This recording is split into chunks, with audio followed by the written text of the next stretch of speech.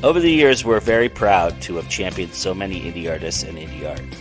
And everyone who supports us has been so great in supporting those indies. Well, there's another group of indies we have come to know. We haven't done much to collaborate or include them until now. See, each month we are essentially switching focuses for 1 hour of programming and giving you a taste of those YouTube and Twitch creators by sharing reviews that are essentially what they do on their own channels, while they will host us and do a review of something that an indie has done, so that we can also spread the word out wider for those indie artists that we've supported. These are often the type of creative moves we like to make when it comes to programming here at Go Indie Now. Thus, we give you our new show, Creative Moves.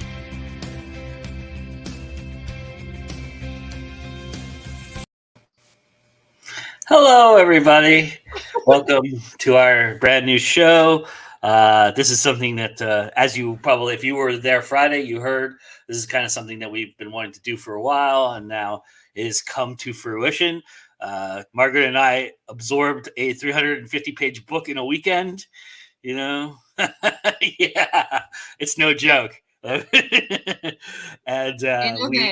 we got it done, and now we're ready to talk about it. But before we do that, let's have our esteemed colleague, our friend here, to tell us a little bit about her and her channel and everything that she does. And yeah, please, Margaret, the floor is yours. Thanks, Joe. So hello, everybody. My name is Margaret Pinard. My channel is just titled Margaret Pinard.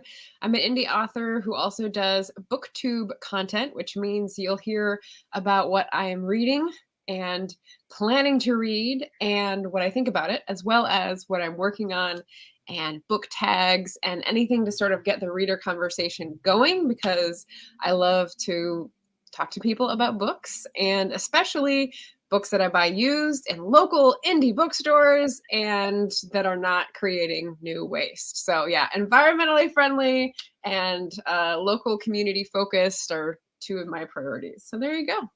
You know, I was, as Nia says, congratulations on finishing. I was happy to find that, you know, other than being on the Zon and Barnes and Noble, that they promote Indie Bound on his website quite a bit. So that's pretty nice, you know, because this is On Jess Walters? Yeah. Most of his books, this book especially, for some reason, he was really adamant about going to your local, because it came out around the pandemic time frame, or just toward the tail end of the pandemic, kind of, or the beginning of the end of the pandemic kind of idea, I guess. Fall of 2020. Fall of 2020. So I think the bookstores were ensconced enough in the pandemic to know, like, hey, get everyone to put the word on the street. Yeah. Yeah. So, and thank you, Anita. That's very nice of you. But yeah, she said it's all very entertaining. So, but yeah, so that was really one of the interesting things about this. And I watched an interview with him, and he talked about that a little bit too. So, oh, good. Yeah, it was very interesting. I was mentioning to Margaret off the air. I mean, I don't even know if I should even admit this, but I was surprised that the author was a man when I read this book. It has a very nice softness and a very unique, just very nice way of presenting itself, even though there's some bad things going on in it. And I thought it was very nice in that respect for that. And it just struck me as it might have been a woman who, you know, had kind of that feminine touch to it, which is awesome that it turns out to be a man. I really appreciate that. I think we need more of that in our writing. I would love to see more of that, you know, but overall, you know, we're talking about The Cold Millions by Jess Walter. If you didn't see below us, yeah, there you go. Yeah. And Jess is an international bestseller, and this book is very, very interesting. I mean, I could read the blurb, but I also put it in the description, so you all can read for yourselves the blurb, because we have a lot to talk about. So I don't want to waste a minute of that. Yeah. So, Margaret, give us your overall impressions of the book to start with. Did you? I mean, you mentioned you absorbed it pretty fast. Yeah, so the reason this was on the short list for Joe to choose from among is that it was historical fiction and it was in my period of study and it was concerning labor movement activities. And so obviously those three things are going to be like pinging in my brain about like, ooh, this could be this could be this could be this, right? Because I am working on a similar novel set in Chicago. So um I connected it to several recent books that I've read about a 1912 strike in Michigan and another one about there was a woman that was suggested in another book that I read recently that I'm forgetting at the moment. But anyway, so that's why it was on my list and why I was really anticipating it. And so normally, like when your expectations get higher, you kind of get wary because you're like, okay, the hype, the hype. And I haven't read any other of Jess Walter's books. So this is my first of his. And I'm afraid that it's probably going to go down because the other books are not like right in my bailiwick, you know? Yeah. So, but this, I gave this 5 stars. This was like right, this is my sweet spot. I mean, so yeah, I'm very glad that Joe's along for the ride because he's going to find all these holes to poke in it. And I'm going to be like, no, but this is why, but this is why. So hopefully this will be entertaining. Well, yeah. Go ahead. I'm sorry. I was just gonna finish with like the general impression. Why I liked it was because there are multiple narrators. They all have very clear voices from the historical period. So if you write in different periods, you know that there's really hard slang to get right, or like a voice or a rhythm or differences. So not only are they different from each other in the book, which is an author skill, but they're also true to the period and the region and the industry that the folks are in or not in as it is. And so that was like the thing that called out the most, as well as like the heartbreak and the crises of conscience and all that like good tension stuff that was in there. So what about you, Joe? Well, I should preface this by why this intrigued me in reading the blurb. The blurb is excellent, by the way. It is after reading it, I have to say I even more impressed with the blurb. Something that I think obviously the Big Five can get right pretty easily. They're very good at describing this and helping. If Jess didn't do it, if somebody from HarperCollins did it or whatever, I don't know the answer to that question. But whoever did it really did an amazing job of setting up this book because it really does sing the praises of what the book is really about and representing. But I have to tell you something that you didn't know going into this that I'm revealing here. So a lot of my friends are longshoremen. I grew up near the San Pedro area. And so a lot of my friends that I went to high school with became longshoremen. And they brought up a story of a union leader named Harry Bridges. I don't know if you are familiar with Harry Bridges at all, but he was a union leader, Irish descent. He was a guy who started a labor movement in California and Chicago and beyond and everywhere. And he was really integral in getting the longshoremen movement and the unionized and getting them together. And I actually was a part of a script that I helped write that for a movie that never got made about him. So I'm hoping that someday those rights will revert back to me and I can take it and make it because I think it's very cool. But that being said, so this intrigued me for that reason. Labor unions are kind of also a passion of mine, and so the turn of the 20th century novel with this kind of idea where it's kind of the birth of the idea in a fictional setting was very interesting to me. I mean, I know that there's probably a lot of truths. I've heard that he was a reporter or something like that. So he based it a lot on what he discovered in that time period and knew about the time period. But for the most part, this is based all fictional, and he's made that pretty clear that these people didn't really exist. But well, some of them did, but he fictionalized their involvement. Yeah, they're caricatures of a lot of famous stories and people and stuff like that in that era. So, but yeah. So, all right. So that being said, who did you gravitate to the most? As there was multiple points of view in this story, whose point of view did you really appreciate the most? When did you feel like you were in this book? I didn't gravitate towards anyone in particular as like my character who I was rooting for.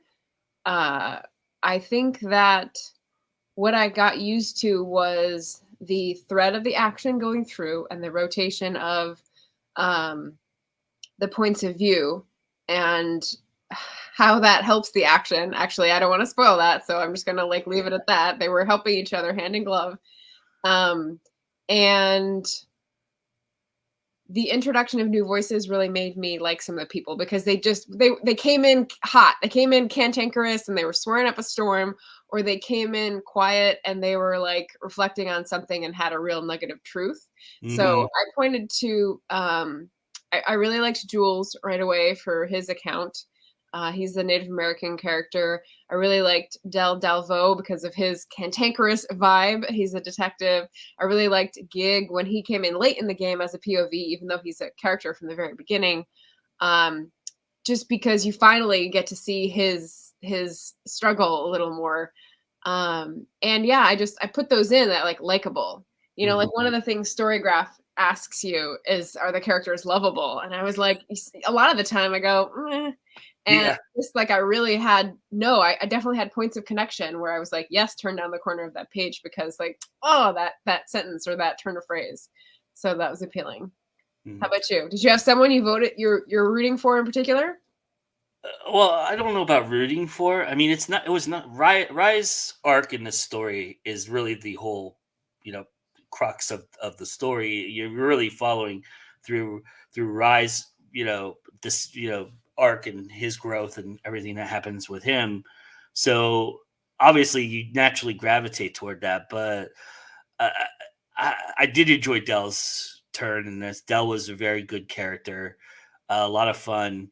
Kind of added that little bit of spice to it when it was kind of wailing a little bit, when it was kind of flailing around a little bit. And I also I love what you said about how random characters just popped in and made a difference. Like the lawyer character is somebody that I think of right away, right? The one, yeah.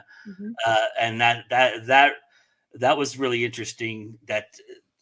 That was kept happening in this book. And even toward the late in the second act, we were getting new characters kind of brought in. The Willard character, characters like that. Oh, I liked Willard. I liked that character arc. Yeah, I mean, it was very interesting that it takes there's a fine line when you do that, right? You have to walk a very tight rope when you do that. So it's very interesting when you see that approach by an author. So there's a narrator that is overarching that is not Rye, because we only get into Rye's actual POV first person towards the end. And I liked, it seemed like the smart choice, because Rye is the innocent one. And so we're going into this as not knowing the situation. So obviously we're going to be in the most innocent POV so that we can learn what's going on and know a little bit more than the character and not feel like a dumb reader, So that seemed like a no-brainer. Yeah. Yeah. I mean, it like I said, it softened the approach for me and really wins you over with him, because he goes through like almost of a mice and men transformation in some respects, kind of idea, I mean, it's not that drastic, but it's interesting, Yeah. I think there's a lot of characters. There's a lot of POVs in here. Were you concerned when the POV shifted the first time and you noticed, because like a lot of them only get like one chapter to explain themselves. Right. Kind of interesting. Or did you feel like that was a natural? You said that it kind of helped the action, but did you feel like at first, were you concerned that wasn't going to be the case? Yeah, I definitely didn't cotton on to it. Didn't cotton on to it at the beginning. And so in two cases I was wondering what the relationship was to the general story before I could see it after, a couple references. But it was long enough of a section that it was interesting on its own. and I could wait. It wasn't like I was constantly going from unrelated thing to unrelated thing. It was like you had one thing and you realize that there's an event in there that affects the next thing. And then you're like, oh, okay, so now we're setting our story and this event has launched this next thing. And then you sort of see what they're doing with the different POVs. And it wasn't so short that it was disorienting.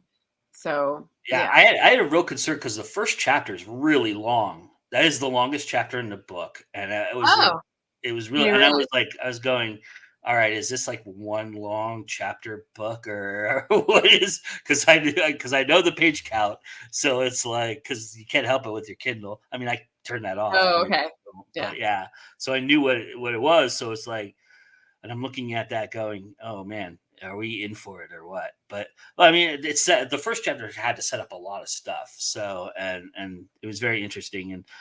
And I also, there's a lot of things here that the writer uses for 2020 that I don't think, and I'd be curious your thoughts on this. 10 years ago or 15 years ago, he would have got this book published if he had used these devices that he's using because a lot of like the multiple POVs, that's something that we've seen a lot of indies do.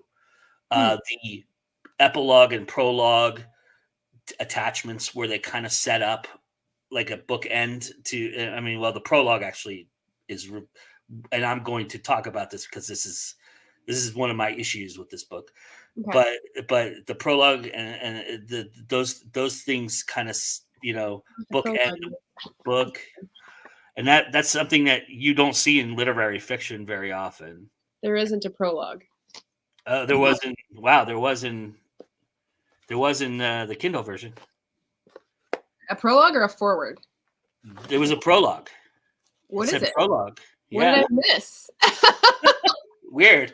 All I have is the map. So that there's a map of 1909 Gurley's Flynn, where she goes. So you get a little bit of weird. I don't have that in the Kindle. Yeah, it goes right into Waterbury 1909, which is the first chapter. Interesting. Oh, see, they don't do it. So that 1909 Waterbury is the prologue. So they did a prologue, and then maybe that's why you're confused why the first chapter is not as long, because that prologue's not that long. It was like 3 or 4 pages or something to that effect. But okay, interesting. I wonder what weird changes. Yeah, weird, interesting. Oh yeah, I guess it says part 1 after that, which is a little weird. Yeah, weird. Okay. All right. It does actually say prologue in the Kindle. I can pull it up. So structure and format issues. Yeah, I just interesting though. Interesting. I don't think this book gets published maybe 15 years ago. What do you think about that? In 2010? Yeah, 2000s, 2010-ish area. 2010. I'm trying to think of the economic situation. That was like the bottom of the recession. So that was just the dawn of the indie author, really. 2010. That was the Kindle and everything. Yeah, but I'm thinking in terms of like themes. Mm-hmm. When you say published, you mean published the way it was, right? With the way that he uses multiple the tricks of the trade that he uses early. I mean, that I would assume he I don't know. I haven't read his other stuff. Maybe he does it in his other stuff, and maybe that's a signature of his, and maybe I'm talking on my butt there, but I just feel like these things are things that you would notice in an indie book, and they reek of that idea, right? And so it's a daring thing to do that I don't think HarperCollins would have taken a chance on if not for that it's been done before, kind of idea. Well, I mean, Beautiful Ruins, you see where it says #1 New York Times bestselling? Mm-hmm. I think the reason they took a chance on that is because Beautiful Ruins did so well, right? Mm-hmm. Big movie and everything. And I haven't read that one. But one of the reviews said that Jess Walter is known for taking like the B-list character and making them the main character. So telling history or telling the story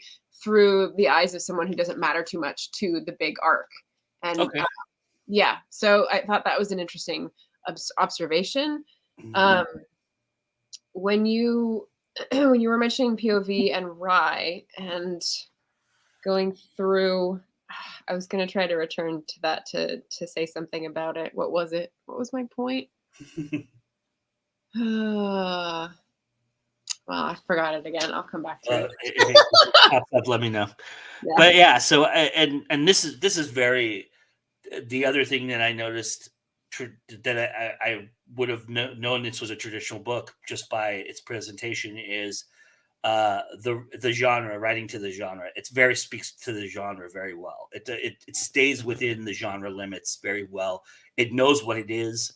It doesn't pretend to be something else, even though it has interesting things that it does and different things that it does that twist and turn. But I really feel like if you read this, you could pinpoint the genre pretty easily, which is a very traditional book thing to do. Got it. There's another observation that said, so this is his 8th novel, apparently, and they said he's written other novels that are murder mysteries that rise above that categorization. So speaking exactly to that point of speaking to the genre. So if you feel like The Cold Millions is firmly in historical fiction, I mean, I can't compare it to any of the other books of his that I've read, but that is one of the reviewers' observations. It's also very literary. So it's very literary fiction too. I think there's a lot of literary fiction tropes and things that he uses that are very. I mean, look, this thing is very vivid and meticulous. That's the one thing I will say is beautiful. It is a beautiful read. You get everything visually. It's very stunning in that respect. You understand, like we were talking off the air, you get the character voice in your head when you're reading it, and you can't let that go. So you have all of those things, and it's done because those words are so well placed and well taken care of. And I think that's very well. It makes it easy to read. You know, when it's not that it's an easy read.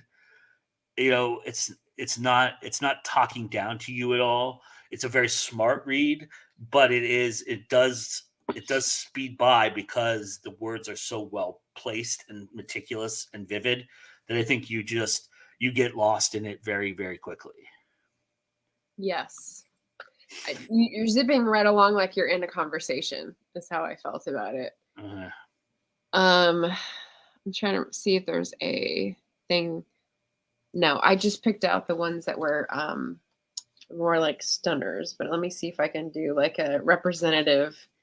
The page 4 is pretty good. Chapter 4. So can I read a paragraph? Please, yes. Sort of setting the scene and like speaking to the genre. There was no place like it then, Spokane. Such hell and hair on that town. A full day's ride from anywhere, isolated between mountain ranges on the stair-step deck of waterfalls.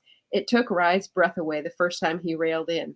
Basalt cliffs jutting like teeth from pine-covered hills, train bridges latticing the valley, and in the center that big river which carved a steep tree-lined canyon that led from the silver mines and forested mountains of Idaho to rich Washington farmland. So yeah, I guess they do put a little bit of feathering in the nest in terms of historical fiction. Yeah. That speaks to my heart. Especially the river chapter. We won't get into what that's about, but that chapter really sung to me like how the hills sink down and the dust comes up and everything. It's really like I was just like that's basically telling you how young the river is, and how the garbage is in the river, how that's how they unloaded garbage back in the day and everything like that. Yes, we did both finish the thing. And so intelligent but not pretentious. There's a little bit of pretentiousness in there, but that's because the characters, I think, spell that a little bit more than not pretentious by the author's voice at all. The author's voice is very pristine. I don't think there is a pretentious nature to it, but the character's nature, there's a lot of pretentiousness with the characters, especially a few of the more bad protagonists. I don't even know. I mean, the person you're supposed to think is the protagonist is really kind of like the Wizard of Oz behind the curtain kind of person. So I don't know. Okay, so I remembered the point that I was going to go to. So when we were thinking about Rye, just to give anyone who doesn't know the story, and since we haven't read the blurb today, Rye is 16 years old. He's the innocent that we're sort of following in close third and observing these riots in Spokane in 1909. And he's trying to protect, as he always has, his older brother, who has the tendency to get drunk and is also someone who is latching his wagon to the Union Star. He's getting involved with the Wobblies, which is the Industrial Workers of the World, the IWW. And what's interesting is that one of the things I wonder after reading this is that the Wobblies are a union that accepts everyone from every industry. And so they get a particular reputation that they're communists before communism was like a shadowy like specter or whatever. And so they're suspect, especially by all the people who want to keep things in order in Spokane. But what I'm investigating is the Knights of Labor, who had a similar motivation. They wanted every industry, even women, even Black people, even like Indigenous people. So they wanted everyone under a big tent. And they had like 10 at best years to build up and then completely collapsed in 1890. So it's just like there's something when you talk about some of the bad characters and how they come across, it's like everyone, and I don't know about pretentious, but like everyone has very clear motivations and they're going in different directions. But I think that we have a lot of fun observing how they clash and sort of go together for a little while, then split off, and then are at loggerheads, not to make a pun about the Pacific Northwest. So, yeah. I especially think when Gurley gets involved, that's when you really see a lot of that. Like it's funny that like the other labor movements are like they're like ashamed of this labor movement in a lot of respects, right? And it's kind of and they make their voices very well known that this is how they don't appreciate it and right. Why and but when I say what Joe means by that is that the two heads of the other unions in town, instead of supporting this strike or this free speech riot that is happening, they are bowing out because it's too hot. And also when the celebrity comes to town to try to, raise support, they're not supporting her because she's not conforming to their version of womanhood. Yeah. And that is one of the things that I take issue with, actually, because the comments in Montana when they're there and on and off in Spokane when they're there, they just seem to come out of left field and they don't seem to be as supported as the rest of the story. So I felt like that could have been connected better, but yeah, small thing.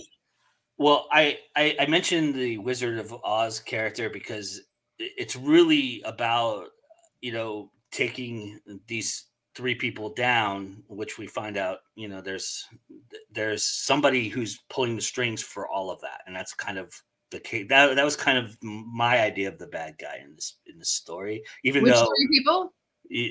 Well, it would be Early, Rye, and Gurley. Those three, and the person that wants them, silenced, kind of. Got it. Right. That's who I would say is the bad guy. But there's more to that. There's a nuance, and there's this. You learn more, and we're not gonna spoil it for everybody, but.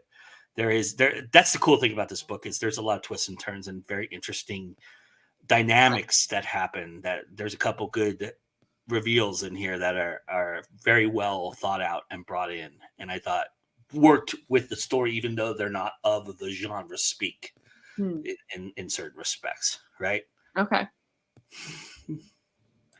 Is there a rule that all characters have a Y in their name? That's very funny. So Gurley is actually Elizabeth Gurley Flynn. She's the historical figure that sort of anchors the zeal for reform in this book. And but every time he writes her as a POV, he writes Gurley as the title of the chapter. That's why I related to that. And Early is actually a pseudonym, but Reston. Yeah. So. Yeah. Not Jules is not a Y, but Gig, short for Gregory. Yeah. Although his name is Gregory, his name is actually Gregory. Gig is his nickname, right? Yeah. Ryan. It was the time. And Rye was Ryan, so it didn't end in Y, but he had a Y in his name. Yeah. I don't know. Maybe Jess Walter has a thing for Y. I don't know, but it's the Catholics. It's the Catholics. What can I say? All right, so let's divulge a little bit of what we didn't appreciate about this. But what you mentioned, you had some points you wanted to make about some of the things that you thought about this book that you were kind of on the fence about or iffy about.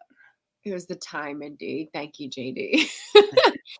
um, so the first thing is like that um the difference between the innocent person we're growing up with who's learning about the world and his conception of Elizabeth Gurley Flynn and how he sort of has a big crush on her Yeah, versus the world seeing her as like this wayward wife and disapproving and not helping her even when she's such a charismatic speaker. It sort of didn't add up why it would be so different for everyone else outside their circle. So that's why I felt that was a little unsupported, but that's a small gripe. Um, some of the other things were just like a few moments of confusing narration, like when we're talking about the jail arrangements at the beginning when everyone's arrested and where people are being taken, and I was like, I'm disoriented.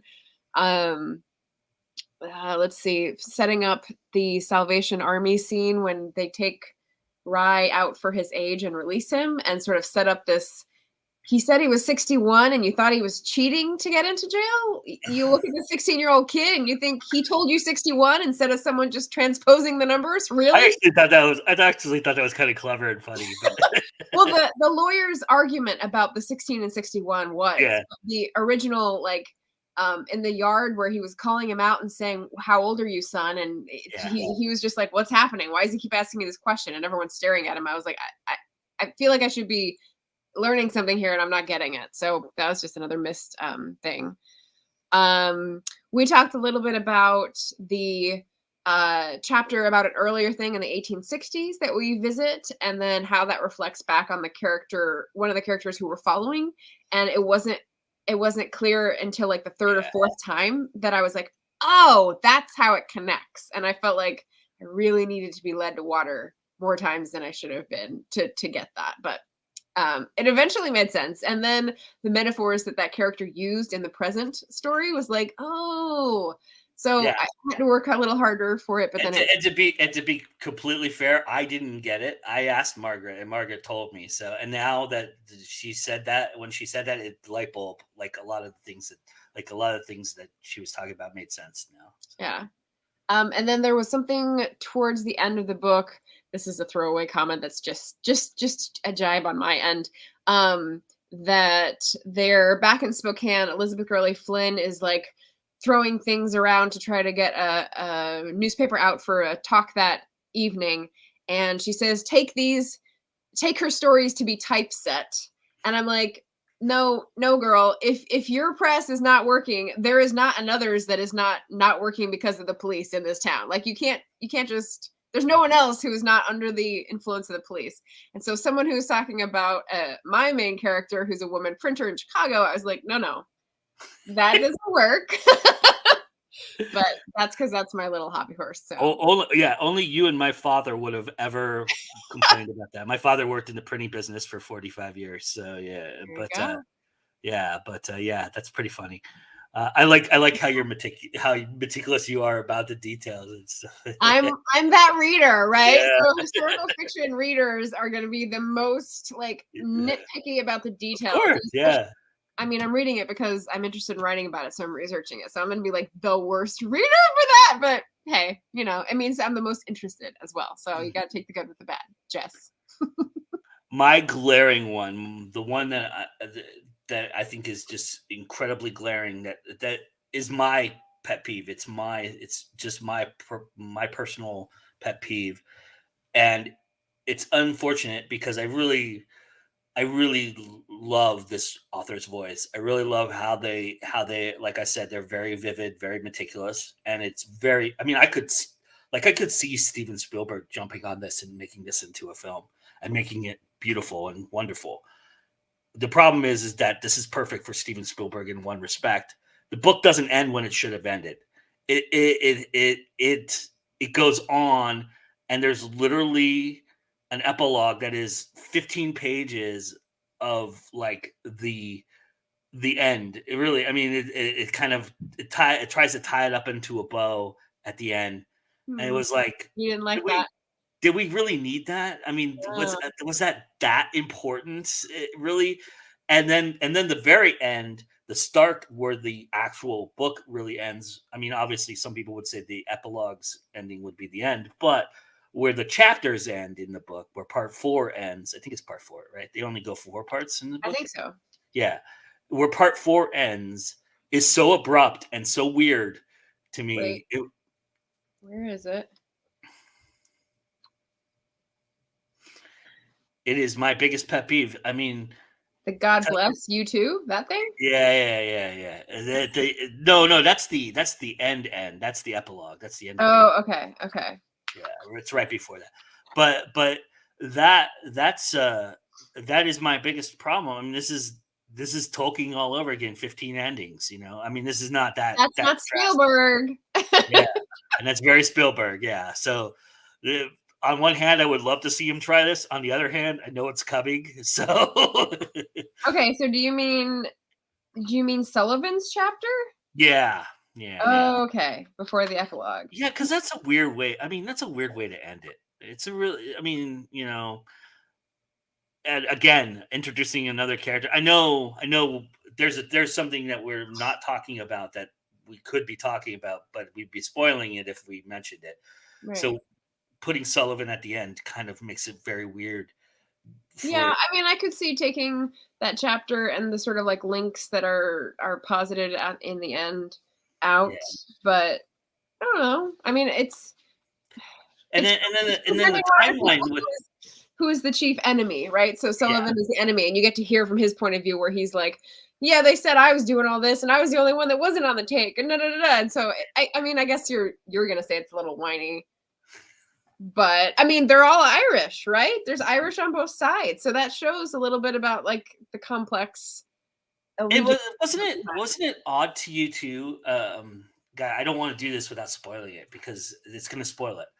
But a certain character dies in this book. There's a lot of deaths, so yeah, there's a lot of deaths in this book. But a certain character dies, and you'll know what I'm talking about when I say this. A certain character dies, and the point in which the book decides that we're going to eulogize that character and create a tombstone for them was kind of odd that it was so long after the character actually died for me. It was kind of weird. What do you think about that? Hey, Katie. You know what I'm talking about, right? Yeah. I don't know if this is going to be really annoying if we talk around this issue, but okay. So I thought he might have died earlier because of the way the structure was set up. And then when he did have when it was the chapter where he died, it was more like introduced, and I knew it was going to happen. So we all knew it was going to happen, right? Because we've already seen it from another person's eyes. Yeah. So, which was kind of a neat. That was a kind of a neat trick. I like that. Actually. Yeah, and that's the only time they did it. So it's not like predictable and whatnot. And then it's through another character's POV that we see the looking back. So I don't know. I mean, that's in the epilogue, isn't it? Where where he's talking about what he did afterwards. I thought the epilogue was pretty well paced. I didn't think it was extra. I didn't feel like it was like dragging it out. I felt like it was a quiet way of letting us down, of kind of like, and one of the reviewers I read pointed this out as well, that if you're in 1964 looking back to 1909, that's approximately the same as 1964 to 2020. And so we're looking at leaps in setting, obviously, but relevance of themes. And so I think that was a little on the nose, but also for people who read literary fiction, maybe they need it to be that on the nose to like see what's in front of their face, because the civil rights movement, back to the labor movement, and like the putting down on the injustices of the Gilded Age versus now, and like the Wall Street movement, Yeah, it's a little predating that, but yeah. Right. Yeah, but you're right. It leads into that for sure. Yeah. I mean, that's why I want to write about the same thing, is because the gap and the just the lenses at which we say. Here, I have two quotes for this. So there was one that was kind of confusing, so I'll ask what your take was on this. But the one that was not, so Rye is the innocent 16-year-old who gets swept up in this pageantry, and he's taken to someone's mansion, and he's looking around like starstruck. So that's the first thing. And then he's taken to he's not taken to. He walks into like a fancy clothing store and gets a similar feeling. And he calls it despair that this world existed. Because as long as he didn't know that people were enjoying this level of prosperity, it wasn't as hard to sleep on a cold porch that was screened in. It wasn't as hard to, go from work camp to work camp and just realize that this was your life. But as soon as you know that this world existed, there's despair. And so I feel like that social media is open. People can see how the 1% lives. Like there's this in-your-face nature of inequality in our world right now. And that is what's driving like the psychological trauma as well, because people don't care about each other. And that's like this big wound that I think needs to be fixed. Sorry, soapbox. But I really liked that. Yeah. And then, okay, page 109. That was a really good one. It was kind of like a child losing his innocence kind of idea. Yeah. Okay. So here's the paragraph that I was confused on. And if it's got spoilers, you can tell me to never mind. But do it for Gregory, she said. If Ursula thought she had to remind Rye of his brother during Bran's speech, she was wrong. He wondered just what sort of ethics a person needed to survive so long in cages with cougars. Rye looked down at the $20 note in one hand and a glass of brandy in the other. He took a deep breath. And I'm kind of like, okay, so if she thought she needed to remind him of his brother, she was wrong. He already was thinking of his brother. He would do anything for his brother. That's his ethics. He wondered just what sort of ethics a person needed to survive as a showgirl, like in a sort of cheat people out of their money kind of thing, and survive. And so what did that mean to you in terms of the despair and the ethics of the time, or Rye's conscience? I don't know. That's a good thought. It didn't really strike me at all when I read that part. I was because he was still in the process of discovering the world at that point, because that was kind of that idea of it. And so I think it does help foster the loss of innocence, but also, and give him a little bit more jadedness, I guess. I don't know, I guess if you reading it now kind of resonated with me, that it's kind of like the point where he starts to get a little jaded about things. Right. He just gets swept into the current of the whole like cesspool, really. And it's pretty easy when you've never experienced it before to get that. I mean, that's a very natural. I mean, everything about the way that Rye's story goes is very natural, and you can really it resonates as realistic. You know what I mean? It's authentic. Yeah. But sorry, I read a bunch of reviews before this. I like Katie says, I bet lots of people resonate with the despair. Mm-hmm. But they're talking about how Rye is the one who I can't say that. So they're talking about the types of people and how you have some who are firebrands, like Elizabeth Gurley Flynn. Mm-hmm. And so she's a historical figure, so I can't spoil her story. But you're a firebrand and you're fully committed and your life is on the line and you burn out early in these kinds of fights because you're putting your life on the line. Or you're a person who doesn't get involved and keeps his head down and doesn't poke his head up like a tall poppy, mm-hmm. and gets by and lives to tell the tale. So it's kind of, that's a hard truth, but I think that's what we're confronted with in the epilogue. Yeah. What people think about that. Yeah, he seems a lot jaded in the epilogue, a lot more jaded in the epilogue than I thought he would be too, a little bit. I mean, he looks back on it with a fondness that's kind of odd to me in some respects. But it's interesting. It's an interesting portion of the book. I just feel like the book didn't end the way that the book ran me through to the end. You know what? Does that make sense? Like, it just abruptly ends on a nonsensical idea of connecting two ends together that didn't really need to meet. They didn't really need to be connected. I think that's the one chapter that we're not going to talk about with the river. I think that's the one thing about that chapter that made sense to me, is that it didn't need to be. I mean, you wonder about it, and you want it to be explained, but it didn't need to have any other reoccurrence because the character moved that forward. The very first chapter tying into the middles to the end didn't need that. It didn't need any of that because we weren't in that perspective very long, and to me that just abruptly stopped it from ending, and that was kind of weird. We've got, as you said, several minor characters whose POV we're in for a short period to illustrate a point of action that furthers the story. But whose POV we never get?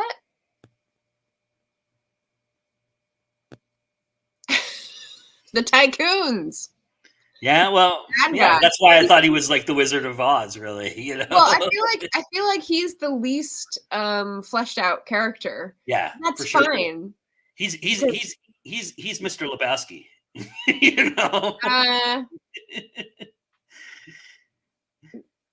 No. Okay. So he's the evil character that gets, I don't know, a just end, I suppose, but not the one you want for him. Yeah. And we don't get any of any POV from him, and we don't get any sort of sympathy for him from any of the people. Even the people that work for the tycoon are just like, yeah, fuck him. Like, so, which is interesting because I wrote about railroad tycoons in my book, my first one. This is, first book. And he becomes the sort of detective who's trying to figure out what went wrong and who's scheming to bring his empire down. So different sympathies at that time. All right. Well, we're running up against it. We have a handful of minutes. So let's talk about, what do you think? I posed this question to you at the beginning before we started. What do you think the biggest lessons an indie would learn from this, or glean from reading a book like this? What do you think would benefit an indie for reading a traditional book like this?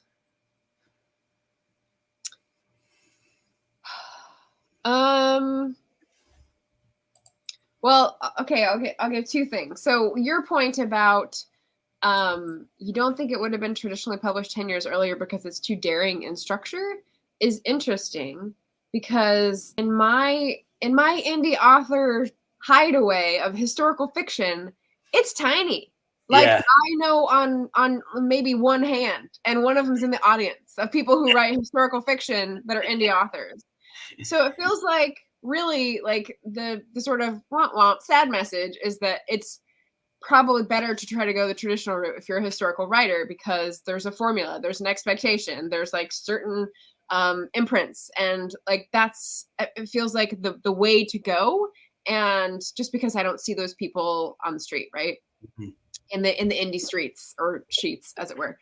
But the other thing I would say reading this is that as an indie author, if I have a message that I want to relay, this is a very crafty way of hiding it in like an enigma, in a riddle, in a whatever. So he has multiple voices. He does have a pure voice of rebellion and, fight against injustice. But she is a complicated character, and it's a fictionalized historical figure. So I really like how that could be traditional or indie. That's, I think, the thing that was most indie about this book. I feel like the flavor of it. And so that gives me a little bit more hope about my own book. So you felt better about what you were writing reading this book, basically. I felt better about the themes that I was writing, but worse about the chance of it like making it out to a bigger audience. So like fair enough. Fair How enough. about you? It's interesting that you said that because a lot of he does a lot of misdirection too. He represents characters in a certain way that that's not who they are. They get flushed out as something different toward their arc and toward the end of their arc or their big, whatever. There's a lot of people who die in this book, which is very odd too, because it's so nonchalant in a lot of ways, I thought it was so good. Like, I'm not Yeah. a graphic horror violence person, but I was Yeah, like, yes, no. knife him. Like, Yeah. There's a lot of street violence in this book. yeah, That's not really, familiar with it, but I was yeah. all for it. But anyway, so I thought that's very interesting. I do think something that an indie would glean from this is that you can stay within your genre. I think you can stay within the genre, define the genre very, very well and very vividly, and still take the risks and chances that you would take as an indie, that you would think a traditional publishing house wouldn't take on, right? Like the multiple POVs, the turning a character and changing an idea, or using different things to move a story that aren't connected but then become connected. These little things that you do that we like to do, that makes us very proud to be indie, because they're smart and clever and they're very interesting. And that's an indie author for me. That's what I've always gravitated toward, the risk taking that an indie author makes. But the thing that often happens with that is that you're taking a risk. Sometimes it doesn't work. Sometimes it does work, right? And you're walking a fine line.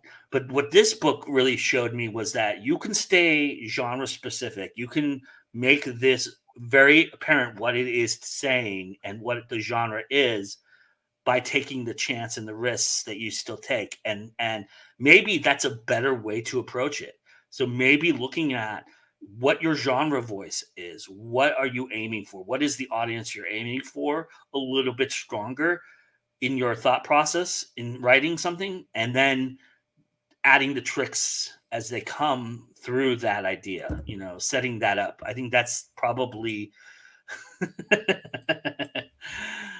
Yeah. that's probably I think, the thing I gleaned the most from it in terms of. and I agree with that. And I would further twist that to say that what I think,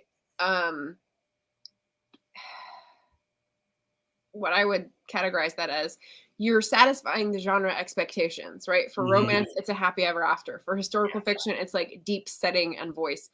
You're satisfying those expectations so that people leave your book happy, but you're also doing a new style, right? So romance, it could be putting in like text messages or like formatting risks.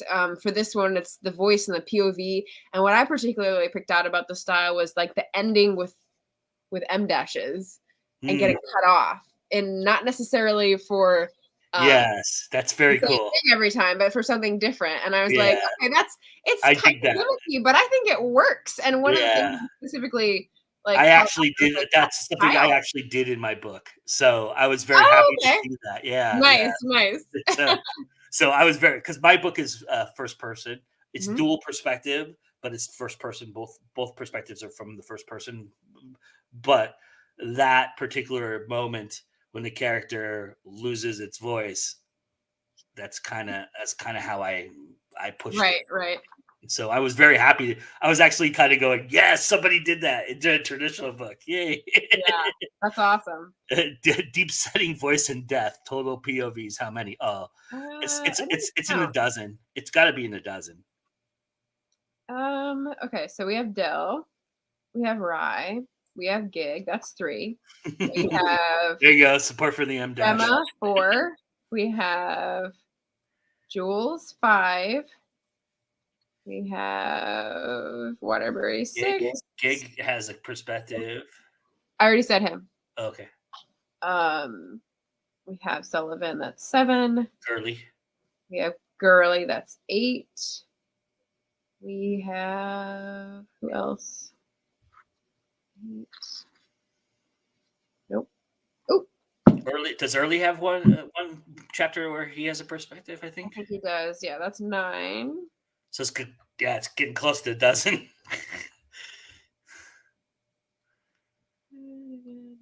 Like Like, who are we missing? Is there anyone in the Italian house? No. Really. And to kind of wrap this in a bow a little bit too. I think you missed this, but to hooray for the M dash. Oh, yeah. But a lot of work. But to kind of wrap this in a bow a little bit, I think the one thing I will say about the multiple POVs, it's a nice device, but in the end, the story gets told the way it's getting told, no matter what perspective you look at. It's really neat that it does that, but the story is very solid. So the story is always going to shine through, I think, in the end. And I actually thought at certain times, the extra POV kind of bogged it down a little bit for me, just a tad, not a lot. Just a tad, where I had to kind of, almost speed read that chapter because I knew the next chapter was going to be something about, what was the nugget in that POV, right? And it's really like finding. It's kind of like it's not like Lucky Charms where you're eating the marshmallows first, but it's kind of like finding the prize in the cereal box and then Cracker Jack. Going. Okay, I have the prize now. I don't need to eat the cereal. I'm just going to throw it away. That's kind of how I looked at it a little bit. So that is because you're not a historical fiction reader, Joe. That is true. Audience. Although I will say, if there was a book to win me over, hey, and a traditional book at that, I would say this is a really well done book. It is really well written. It is really well put together. I loved the story. I loved all of the historical references. I loved how it stayed within itself, even though it had all these things going on and it did weird things and did different ideas and kind of moved with it. I just wish it gets 4 stars for me just because I wish it would have ended where it should have ended. That's the only thing I have a problem with. But I loved how it took style choices. It satisfied the expectations of the genre. It had rich detail in depths that I could take because they were interesting, as JD was pointing out, and also relevant things with ethics and with like injustices of the moment. So I have been having this weird thing in April where all my books seem to be talking to each other. And this one, I'll pull out a quote from Elizabeth Gurley Flynn that says on page 220, "I've always been surprised at how it stings, the laughter of small men. The smaller the man, the more the sting, as if saying, I may be nothing, but you are less." Yeah. And whoa, like in terms of caste, in terms of racism, in terms of classism, in terms of all these things that we're struggling with today, and identity politics and the whole like trying to like keep to caste. This is really what came up for me. And I thought, it's just so good. So I really appreciated those. Yeah. All right, Margaret, tell everybody where they can find you and where they can check your stuff out. Well, I haven't made any decisions about Twitter, but you can always find me here on YouTube at Margaret Pinard. Taste Life Twice on Twitter. This is my publishing company name. And Margaret Pinard pretty much everywhere else, on Instagram, on Facebook, and whatnot. But I like YouTube the best because the people here are the best. And what I have coming up, the big thing on the horizon is May of the Moderns. It's a readathon for the BookTube part of the audience, which is backlist books from 1901 to 1945. So no author that is living, unfortunately. But books from that period that we can glean themes and perhaps relevant themes to today, and talk about those books. So yeah, that's coming up in May. Awesome. I have the link to our channel below. I also have the link to the conversation that we had on Friday for the indie book, which is down below me as well, right down there. Strange Luck by Amy Irene Winters. And we talked about that on her channel. Really appreciate it. I couldn't have thought of a better person to have done this, to start this series with and to do this with, to begin with. So, Margaret, I really, really appreciate you taking the time to do that. And hey, there you go, Kat. Cat cameo. There's an extra like or two, right? There you go. But thank you so much, my friend, for this. It's really awesome. Do you want to say the magic words to send us out? For creative moves, it's always a good time to go indie now.